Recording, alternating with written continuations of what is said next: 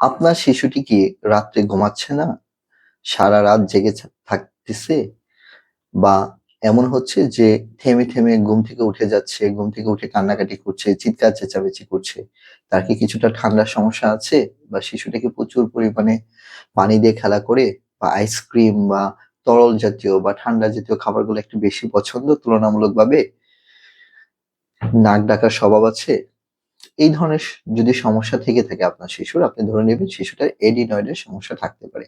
Adenoid হলো নাকের ভিতরে আমাদের একটা টিস্যু, যেটা আ সে পারিপার্শ্বিক ব্যাপারে বা পরিবেশের কারণে, ঠান্ডা পরিবেশের কারণে বা বিভিন্ন ধরনের জীবাণুর কারণে এটা বড় হয়ে যায় এবং তখন শিশুর শ্বাস নিতে কষ্ট হয়। বিশেষ করে অটিজম ভুগছে বা স্পেশাল বাচ্চাদের মধ্যে এটা এটা যখন দেখা যায় তখন তাদের স্পিচ ডিলেটা খুব কমন হয়ে যায়। হ্যাঁ? অমনোযোগিতাটা খুব বেশি হয়ে যায়। বাচ্চা কোনোভাবে মনোযোগ দিতে পারতেছে না।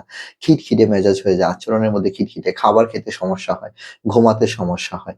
এই ধরনের সমস্যাগুলো কিন্তু খুব কমন দেখা যাচ্ছে আজকাল আমাদের বাচ্চাদের মধ্যে। যদি এই ধরনের সমস্যা থাকে, অতি দ্রুত একজন ইএনটি স্পেশালিস্ট কে দেখাবেন। একটা এক্স-রে করে নিবেন, অ্যাডিনয়েড টেস্ট এক্স-রে করে নিবেন।